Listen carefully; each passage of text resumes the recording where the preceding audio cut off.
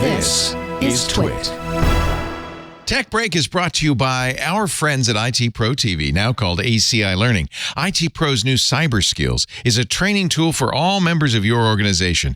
Get cybersecurity awareness training for non-IT professionals and secure your business on all fronts. TWiT listeners can receive up to 65% off an IT Pro Enterprise Solution plan. The discount is based on the size of your team when you fill out their form. Secure your business. Visit go.acilearning.com/twit today. So there was an interesting report in the Wall Street Journal, which has apparently returned to journalism this year, which has been fun. Don't get too excited. Well, there's been a couple of good reports from them lately. They were the ones that broke the news on what was the other thing? Oh, the Chromebook thing, and Google changed their policy on support, like basically doubled it. So anyway, they came out with a report based on multiple sources who say that GitHub Copilot, which is at for individuals is $10 a month. Right. Loses on average $20 per user per month. So, raising the SNL, bank joke to new levels, like how do we actually make money? And it's through volume. Right. But I think this points to why maybe Microsoft 365 Copilot is going to be $30 a month. The math works perfectly, right? They charge $10, exactly right. Losing $20, charge $30. Yeah. AI transactions are expensive. And, I would think, GitHub Copilot among Copilots, so to speak, would be maybe the most efficient of the group. Well, it's one of the oldest. Yeah. It was originally built on 3. They may have upgraded. Yeah. The only reason I think this number is like this is because the user count is low. Okay. Interesting. Right. Okay. There may be a volume angle on this, but the other point I would make is you are collecting money on this already. You're not that far away from raising the rate, but I think GitHub's current billing strategy is all messed up. Like, stop working from I didn't report the individual on this. Start moving into enterprise. So let's see. You would think being owned by Microsoft, they would be better at enterprise, and they're struggling. Yes. So I got an email from GitHub today, which I assume was an attempt to counter this news, which was that based on new research, the impact of AI on GitHub with GitHub Copilot and GitHub Copilot Chat, 85% of developers feel more confident in their code quality. Code reviews are more actionable, 50% faster without Copilot. 88% of developers feel less frustrated and more focused in their IDE. And you know what you don't see in that little announcement? A $, because the thing that's not helping anybody. It might be preparatory to raising it by $20. Yeah. Maybe I think so. You see how much value you get? Maybe you should pay $50 a month. Yeah. And these are all silly numbers, right? When you think about what a developer is paid, you don't have to save No, it's worth hours. it. That's that's a half hour of their time. It's a month. Yeah, it's crazy. You know what this is very much like Azure pricing. When Microsoft first came out with Azure, well, first of all, it was in preview and you didn't have to pay for it. But remember, what they said was, listen, we're going to send you a bill every month. And we're not going to bill you, but we want you to see the bill.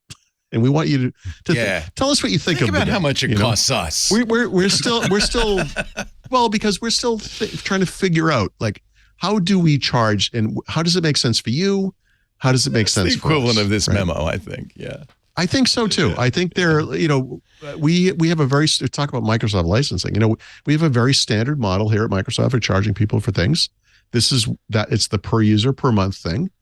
And we throw out a number. I don't think they fully even understood how much it would cost them, frankly. And it's not their fault. I'm not saying it's their fault. This is brand new. And by the way, the prices are going to go down over time, of course, right? That's the plan. Well, and I would argue that Div is kind of behind the ball on this. Like, they've been selling annual, it used to be called MSDN subscriptions, but it's not anymore, for studio and things like that for $1,000 a year for decades. Right. And they largely haven't raised their prices. And they're not they're not utilization based in any way. The journal says some users are costing $80 a month. But so what? charge them $100 a month. Well, that's like any service, right? You have the guys who take advantage of it, the guys who sit there and never use it. It's like a gym membership or whatever. What this is preparatory, and I am still suspect on the Wall Street Journal, but what this is preparatory to a slew of articles you're going to start seeing about the energy costs of AI, right? And as the journal says, AI doesn't have the economies of scale of standard software because it can require new calculations for each query. Yes. So forget about AI for a second. In the transition from on-prem servers to data centers in the cloud computing, there's also there was an unknown there for Microsoft and Amazon and whoever else right in the beginning. It's like, well, we have to invest in new ways here. We have to build new data centers in multiple regions, and there are data protection laws in Europe and elsewhere. We have to have certain things in certain places, and you go into it with this kind of historic understanding of how much things cost, and those rules don't apply anymore. No, not with AI. To this new thing. And I think that AI has done this to the mixture again. I think it's. So here's by the way, cryptocurrency did the same thing, and everybody bitched about it. And that worked out great. So, whatever. One of the things crypto was able to do is move from proof of work to proof of stake, which saved a lot of energy. Is there a similar saving somewhere in the way AI works? That could, they're obviously going to be looking for that. I just saw an article that said by 2027, AI will use as much energy as the entire Netherlands uses. So we're literally going to talk about this this is kind of the point of this section today. Go ahead. Let's shut up. No, we might as well just some of the things that are happening, right?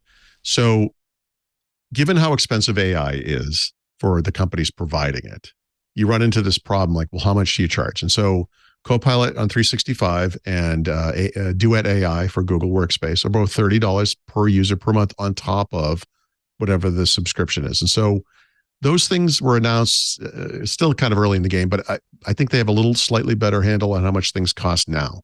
But those companies either are or are working to have their own chipsets that can be more efficient in the cloud. They're working to have AI chipsets on devices that will provide some better together benefit when you can do a lot of on-device processing of LLMs and whatnot, and that maybe there'll be some savings there, right? Once we can push some of the workloads down to the client. So that's part of it. And then, in the Microsoft space specifically, we see we understand the outcome of this. They're working on AI chipsets, possibly with AMD, but that's just a rumor for their data center. And then, of course, their PC makers are all implementing AI chipsets and NPUs, whatever they're called. In various ways, right? On die, off die, different schemes, whatever. So the goal here is that maybe they, it's like Xbox sales. You lose a little bit in the beginning, but hopefully over time you cost reduce and it becomes profitable, and then maybe wildly profitable. I don't know. Well, one would argue that right now they're level setting, right? These are the first prices for large language model products. And it's a moving target, right? Yeah. More and more people come on board all the time. They start straining these things more and more. That LLMs are still in a very much brute force phase. Yeah, that's right. There hasn't been a lot of right sizing and sophistication yet. So there's things to be done. But, again, we're already debating cynicism versus wisdom in the chat as it is. You got to anchor your pricing. This WSJ story, this serves GitHub brilliantly. Yeah. Right. It's yes. Great story. Because otherwise, how spastic would Microsoft look? GitHub Copilot or Microsoft 365 or whatever it is. Mm-hmm. If they said, okay, here's the pricing.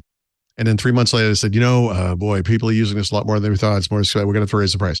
And then 3 more months go by and like, oh my God, actually, here we go again. And I mean, in a way, this helps them get ahead of this a little bit, maybe. Yeah, because it's probably exactly what's going on. I hope so. At the same time, it's like, this, we should be utilization pricing anyway. Right. So they should be structuring this as a threshold. But right now, they're just gauging the market. Hey, if I charge you $50, we still use it. Great. If I charge you $100, it's very speculative. I mean, even in Microsoft, start pushing back. It's like, can I give you 2 tiers? Like, there's room for playing. Right. Exactly. Yep, that's right. And the stuff that one of the other strategies I forgot to mention was we haven't really talked about this a lot, but the information had a story about Microsoft investigating ways to create smaller versions of AI, if you will, for certain use cases so they don't use as many resources? Like, do you need the power of the entire internet for certain types of things? Maybe not. And if so, that would be particularly beneficial on things like Bing, where it's just ad supported and doesn't make any money. Or, all the Bing stuff, image creation, et cetera, et cetera. So, and you could limit bandwidth. A lot of the AIs do this. You get tokens, and you can speed up a transaction and use up a token, or you can just let it go and see how long it takes and who cares. And if it's not important, you don't have to pay anything. And there's definitely this efficiency part comes later. Right. Yes, They've been trying to push this thing over the line for a while. And nobody when Microsoft added the ability to bold text to Microsoft Word, it didn't raise energy costs at their data center. They didn't have to, it's like, we'll bold that in a little while. Just hold on, just give it a second. It will bold later. I mean, it's just a different world of. Well, and arguably not a particularly efficient one, right? Right. Well, because it's brand new. Well, and also the LLMs, like these very large machine learning models, and were never designed for efficiency. That's not what they are. So it's interesting to think there's a number of strategies that exist in that space to say we can optimize this. We can reduce the language that it doesn't need to be that big, especially for optimization areas like programming. We can increase the sophistication of the preprocessor, the prompt generator, again, to target more efficiently. Like there's a bunch of things that can. Oh my God, across the board, efficient. I mean, there are dozens and dozens that we're in the very much that brute force phase right now. And this is an excuse to adjust pricing. Yeah, that's right. And to give them margins to work towards. But, and that's why doing it this way with a little leak to the Wall Street Journal absolutely serves well. Might be the best approach, because otherwise they would just look crazy, because they would be like, we don't know what's going on, and that's not what you want to look like when you're supplying the AI that people are going to drive their businesses on, right? Let me throw you a larger philosophical conversation here, because we used to have you felt like you were buying a software. You never did, because you signed a EULA that said you were buying a license to use the software. And it was once a year or every other year, 18 months, whatever it may be. And then we moved to this monthly pricing model. And it makes people more anxious, really, about the billing. Like now you're becoming like cell phone companies, where I don't really find out what my bill is till at the end of the month. And you don't wonder what the hell happened. Right. As opposed to that periodic, once a year, once every other year. Oh, it's going to be that much. Something predictable. Yeah, exactly. Well, and you pay in advance, as opposed to paying after the fact, where it's I paid for this year. I'm good until next year. Yeah. Exactly. And so maybe what we're really starting to feel here is the lashback against this model entirely. Like the company likes this model because it evens out their cash flow. Well, this was the promise of cloud computing to begin with. I pay for the bandwidth I use, and when I'm not using it, I don't pay anything. It's beautiful. Right. So there's the other side of it too. And so now you get back to this $30 a month or $10 a month is a flat rate, and you use it a lot, and you're getting a deal, and you don't use it at all, and you're just paying them for nothing. So, or if you're not into consumption-based utilization, it's a little bit like you have a cell phone plan, and you have like a gigabyte of data you can use in a month, and are there people on earth who, it's the 21st of the month, they've hit that limit, and they're like, I guess I'm done for the month. Yeah, no. Maybe there are. I mean, maybe. Right. Or you learn to taper off, whatever that may be. I mean, especially when we're talking about developers, like in theory, this is all stuff that's making money anyway. Like I'd like to see that my people are using more Copilot and getting more results for it. That means they're increasingly productive. So why wouldn't I pay more for that? Because my results get reflected. Right. Oh, I mean, all of these forces are working at once. I think that the developer tooling side in the Microsoft space has not moved fully to the SaaS model as it is.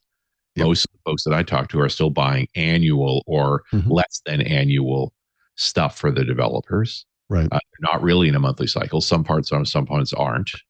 And much less are actually consumption based. That's not there either. It's and not helping matters.